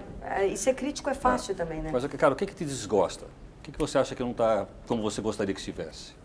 Eu não gosto do fato de, assim, demagogia ou não, eu não gosto de ter aumentado, assim, não gosto deles terem se aumentado. Aliás, eu não gosto do Congresso e do Senado, particularmente falando. Eu não sei o que eu faria com eles, mas eu não gosto deles. Não gosto, gente, eu não gosto. Eu olho para eles e eu falo, eu não gosto de ver como eles trabalham, não acho bonito, acho feio, fico envergonhada. Eu olho e falo, nossa, que vergonha. Cada vez que mostra o Congresso, cada vez que mostra, eu sinto tanta vergonha. Eu falo, gente, pelo menos finge que está trabalhando, finge que está... Você vê aquele bando de homens, é um esborne, é uma coisa tão feia visualmente falando. E a gente tem um país tão pobre, então eu não gosto deles se aumentarem. Não gosto de achar, assim, não consigo entender a relação de não aumentar o salário mínimo. Você fala assim, demagogia ou não, você fala assim, aumentou tudo, estamos dando dinheiro para o México, estamos fazendo isso. Fala assim, se vira, dane-se, foda-se, explode o país, entendeu? Mas não de novo não joga para o lado mais fraco, porque assim, a inflação, fala assim, não está tendo inflação, é mentira. Eu queria comprar um sapato para a estreia do filme que eu tinha deixado o meu, você vai na loja, nem te pede R$240 por um sapato. Aí você fala, não importa se eu tenho dinheiro para pagar ou não, eu não pago e não gosto de ver o sapato custando isso. Me faz mal, você fala assim, chega uma hora que você fala assim, será que ninguém passa mal? Será que ninguém... Fala assim, eu sugiro o Congresso, o Senado, o governo, todo mundo com uma cesta básica, 30 dias, só para situar, assim, numa boa, sem querer levantar nenhuma, não é para... Não quero me antagonizar, porque aí sempre vira uma coisa de, uma briga, uma picuinha, uma coisinha. Você fala, não é, senta e vamos lá com a cesta básica. Passa 30 dias, aproveitar que a gente tem, né, assim, uma relação melhor, estamos evoluindo, todo mundo sugira ao país uma cesta básica para todo mundo, para a gente poder dimensionar. Assim, como se resolve, é claro que eu acredito que deva ser difícil, é claro que não deve estar num piscar de olhos, mas, de qualquer maneira, tem que se resolver. Foi isso que fez com que você não participasse das campanhas eleitorais, dessa campanha eleitoral, pelo menos? Ficasse fora disso? Eu acho que... eu tive que falar, eu gosto muito dele. Não é isso, é sempre como as pessoas se colocam. A bem da verdade é a administração de tudo. Eu acho que artista não tem que fazer mais campanha. Eu pessoalmente, acho que a gente tem que ficar fora disso. Você fala assim, apoia Beltrano, não apoia? Eu não apoio e nem desapoio. Eu fico olhando a pessoa fazer. Porque o que acontece é o seguinte, eu não quero ter compromisso no sentido de apoiar uma pessoa que nem ela pode responder pelos atos dela antes de estar numa posição. Segundo, você fala assim, a gente tem que se colocar numa posição menos de glória, menos de pessoas tão importantes o nosso apoio seja definitivo para alguém, porque não é, entendeu? Assim, o país tomou rumos horrorosos, a gente tentando fazer com que ele fosse para o outro lado. Então você fala assim, chega uma hora que você tem que se colocar enquanto cidadão, não enquanto, entendeu? Uma bijuteria que fica no pescoço de alguém, entendeu? Carla, o jornal Folha de São Paulo ontem, na primeira página, colocou uma pesquisa segundo a qual despenca a popularidade do Fernando Henrique. Você estaria engrossando esse caldo de desaprovação? Ou, enfim, nesses 30 dias você falou que você prefere não comentar, mas, grosso modo, assim, uma análise genérica, você está meio decepcionada, como a maioria das pessoas, segundo o Datafolha, sei lá, a popularidade dele, a aprovação de ótima era 70%, caiu para 30 e poucos, uma coisa, 38%. Você já sente isso? Quer dizer, em um mês você consegue se sentir decepcionada ou não? Você vai continuar preferindo não falar? Eu fico triste de ficar falando. A bem da verdade, o que me acontece é que assim, vai me dando uma angústia, eu falo assim, cacete. Não acredito que a gente vai passar tudo de novo. Eu não acredito que de novo a gente vai entrar no buraco. Eu não acredito que as pessoas não sacaram em que ano a gente está. Eu não acredito que a mentalidade que você não consiga, assim, que tudo que a gente viveu não sirva para nada, que a gente resolva de novo, para assim, eu não acredito em transformações radicais, em reforma. Aliás, eu tenho horror a isso. Eu acho que, bem na verdade, um país feito Brasil, ele tem que ser harmonizado, ele tem que ser equilibrado. E aí você vai andando, mas você tem que só equilibrar. Você fala assim, harmoniza os egos, as forças. Você fala assim, mas não, parece que não muda, parece que não muda. Então você fala assim, e com relação ao Fernando, por ser uma pessoa que eu gosto, me angustia. Então, assim, eu não tenho nem vontade de ficar levantando bandeira contra eles. Assim, Fernando, eu já falei, me dá um sentimento ao contrário. Eu vou falando, meu Deus, não. Carla. Eu vou lendo e vai me dando assim, não. Porque aí você fala assim, vamos cair de novo ali? Eu não quero, eu queria uma história diferente. E pode ter, e estava na nossa mão. Entendeu? Então você fala assim, começa um jogo que já é tão conhecido, né? Tão decepcionante e muito rápido, que eu acho que é pior. Carla, vamos puxando agora um pouquinho para o lado pessoal. Você disse que é extremamente crítica, que você muitas vezes não consegue nem ver o resultado do seu trabalho, que você sempre vai achar alguma coisa que você não gostou. E até puxando para o lado dos Stones, que estiveram agora há pouco em São Paulo, a história do I Can't Get No Satisfaction, parece que você também segue um pouco essa linha, assim, de não estar muito sempre satisfeita com as coisas que você está fazendo. Não basta ser atriz, tem que ser boa atriz. Não basta ser boa atriz, tem que começar a escrever, ou começar a produzir, ou a começar a dirigir. Como é que fica isso na sua cabeça, essas suas ilimitações, e por onde é que você acha que você está indo agora? Não sei direito. Isso, de novo, é uma coisa engraçada, porque como o que acontece é que eu sou movida aos meus desejos, entendeu? Eu tenho desejo de fazer determinada coisa, eu tenho desejo de realizar determinada... E eu vou entrando neles. E eu ainda não consegui me ver num geral do lado de fora, entendeu? Assim, eu consigo me olhar nas pequenas atitudes do lado de fora. É engraçado isso. Então, se eu estou falando e se eu conto uma mentira, ou se eu estou mentindo, eu consigo me ver do lado de fora e falar assim, a sua cara de mentira está péssima, é melhor você quebrar logo agora e falar, porque ele vai ver que você está mentindo. Eu consigo. Agora, quando você está fazendo uma coisa que é apenas o seu desejo, quer dizer, a vontade que você tem de expressar determinada coisa, ou a vontade, é mais difícil você ter,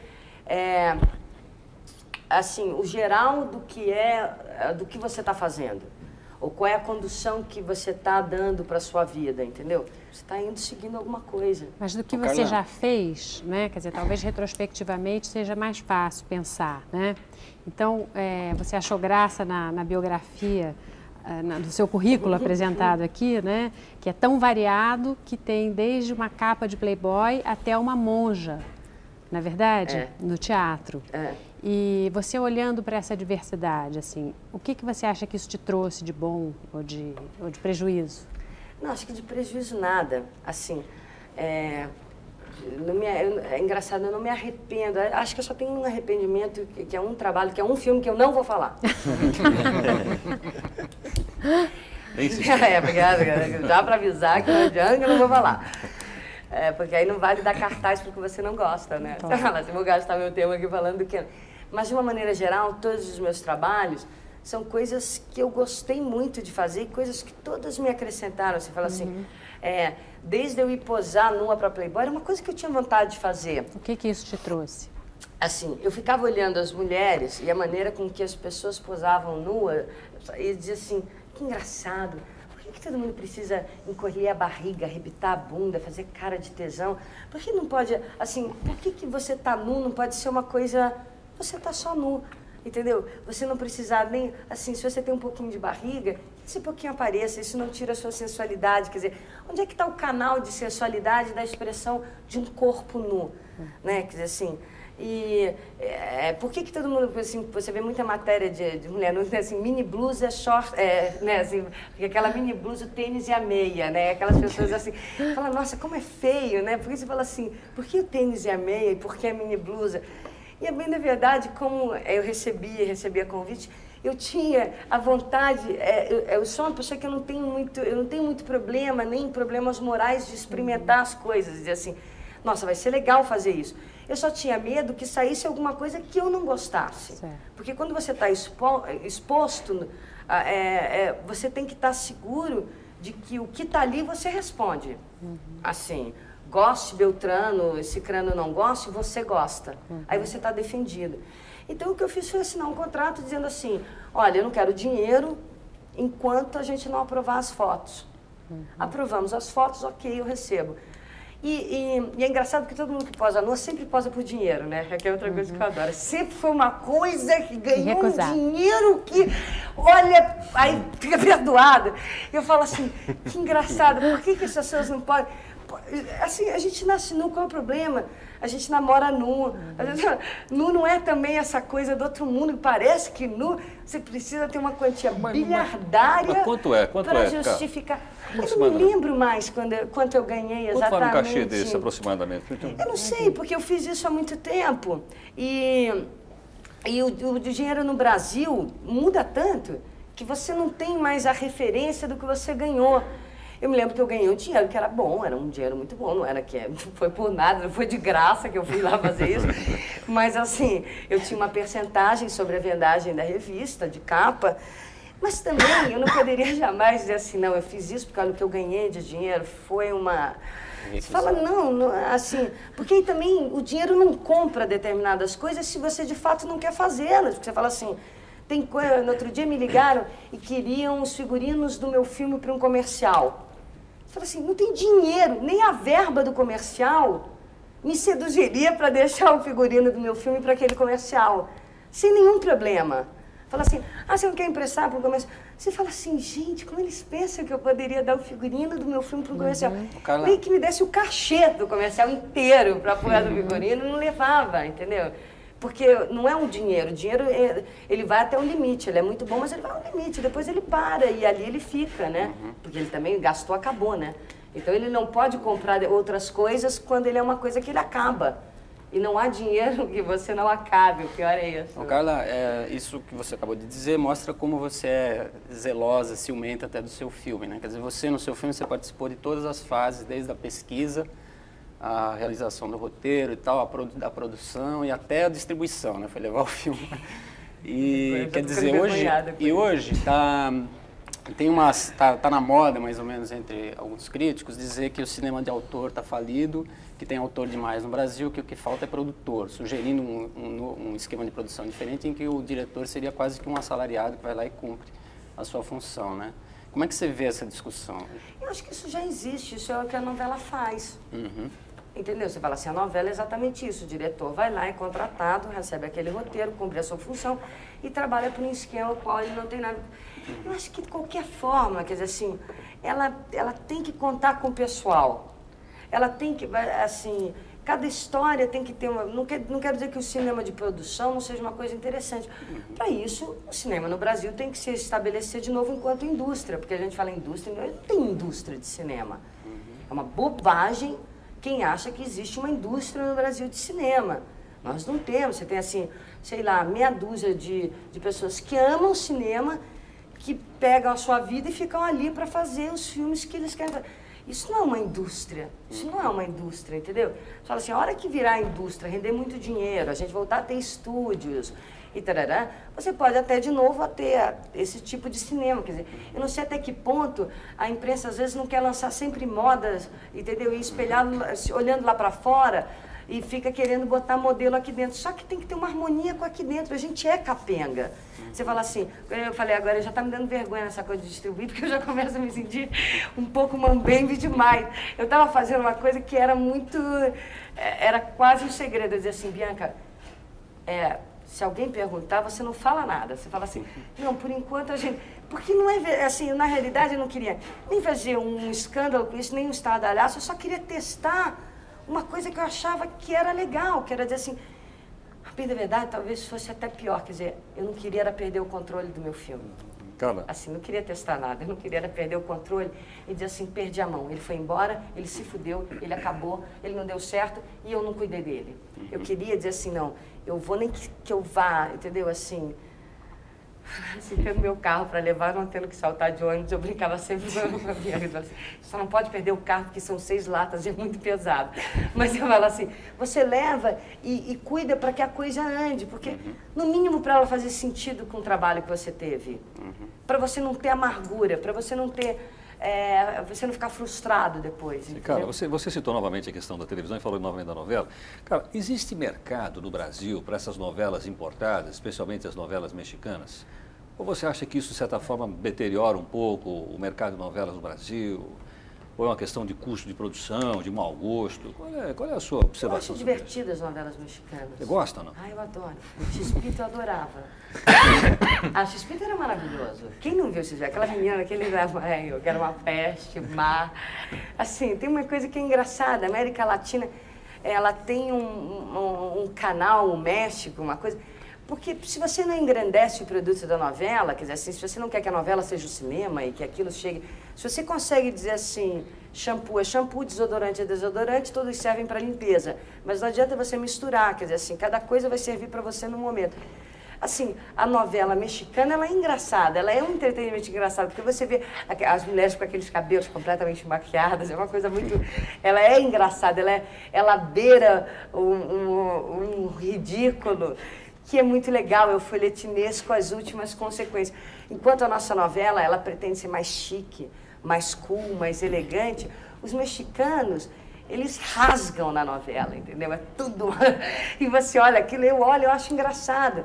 Eu não consigo nem defender, nem tirar, nem falar de mercado, no sentido de você falar assim, eu acho que a televisão, ela é um veículo tão devorador, ela precisa tanto de programação, aliás, o desespero de lidar com ela é porque mal você acabou de fazer aquilo que você suou para fazer, ela já comeu, já jogou fora, já está precisando de outro. É aquele glutão, fala, vamos lá, outro está com fome. E quanto mais a programação vai ficando mais tempo no ar, mais canais você tem, você precisa de todo tipo de programação. Carla, você falando dentro desse negócio de televisão, Kaká fez um filme, né, o Veja Esta Canção, em coprodução com a TV Cultura, né? E, assim, me passou pela cabeça, você está falando desse negócio da televisão sempre pedir programação e tal. Você acha que você se encaixaria num esquema desses de coprodução com televisão, assim, em que o controle sobre o produto é mais ou menos dividido? Você acha que você se adaptaria a isso? Sim, dependendo, acho que sim, acho que também não deve ser. E você acha válido, né? Quer dizer, claro, acho que aliás a televisão devia entrar em sintonia com o cinema, ao invés de se antagonizar, entendeu? Uhum. Televisão no Brasil é indústria, cinema não é. Exatamente, coisas... quer dizer, não tem por que a televisão ter tanto problema com o cinema e vice-versa, quer dizer assim, a bem da verdade tinha que trabalhar junto, né? Não tem por que esse buraco. Chechel. Carlos, você está falando de teatro, TV, de televisão e cinema, mas você é uma atriz de teatro também. E tem pelo menos uma experiência de teatro radical, que é o teatro da Bia Lessa, né? O que o teatro te traz e o que o teu trabalho com a Bia Lessa te trouxe? Maravilhoso. Assim, eu adoro a Bia. Eu acho a Bia uma pessoa... Eu aprendi muita coisa com a Bia, muita coisa a meu respeito, que é isso que é mais legal. Assim, a Bia conseguiu localizar em mim coisas que eu nunca tinha visto. Ela tem um senso de observação muito agudo. Então, trabalhar com uma pessoa que gosta de você e que tem um olhar agudo, que ao mesmo tempo que é crítico, porque gosta, é generoso, quer dizer, nenhuma crítica que a Bia me faz, hora nenhuma me deixa insegura. Assim, eu sei que ela gosta de mim, eu sei que ela gosta do que eu faço. Então, o fato dela me criticar não é uma negação, é só um alô para que eu cresça, entendeu? Então, foi uma delícia, fazer Cartas Portuguesas é maravilhoso, porque ela conseguiu pegar todos os tipos de vício que eu podia ter criado a nível de interpretação, a Bia foi lá e desarmou, no sentido de que me mostrou onde é que eles estavam, entendeu? Eu estava com um vício engraçado, uma coisa com televisão, que eu tirava o foco às vezes. Eu tirava o foco do olho. Não era nem que eu não estivesse olhando, não era nem que eu não tivesse... Era assim, o olho dá uma... E parece que você sobe um pouco, né? Você vai... E era maravilhoso, porque eu ensaiando com a Bia dizia assim, tava ótimo, por que saiu de foco? Você fala, cacete, ela pegou. E é uma delícia, porque você sabe que isso existe dentro de você, só que ao mesmo tempo você também não sabe. Porque é quase como se fosse um cacuete, que quem tem cacuete sabe que tem, mas não sabe exatamente a hora que está fazendo. Quer dizer assim, é uma coisa que fica... Então, para mim, foi uma experiência deliciosa. E Cartas Portuguesas eu adorava fazer. Assim, era um espetáculo difícil de fazer, não é aquele espetáculo que fica na tua mão, que você fala assim, eu sei dele, eu sei o tempo inteiro, mas é um espetáculo que todo dia você tem que ir lá e ganhar ele, porque o cenário se mexe, porque a árvore que estava ali caiu, porque fez um buraco aqui, então você não pode correr sem prestar muita atenção. Você tinha que ter para mim foi lindo fazer, aliás, adoro trabalhar com a Bia. Carla, nós vamos encerrar o nosso Roda Viva de hoje. Nós queremos agradecer a gentileza da sua participação. Muito obrigado. Obrigada a vocês também. Obrigada. Nosso agradecimento também ao jornalista aqui presente, a sua atenção, e o programa Roda Viva volta na próxima segunda-feira, às 10h30 da noite. Até lá e tenha uma boa semana.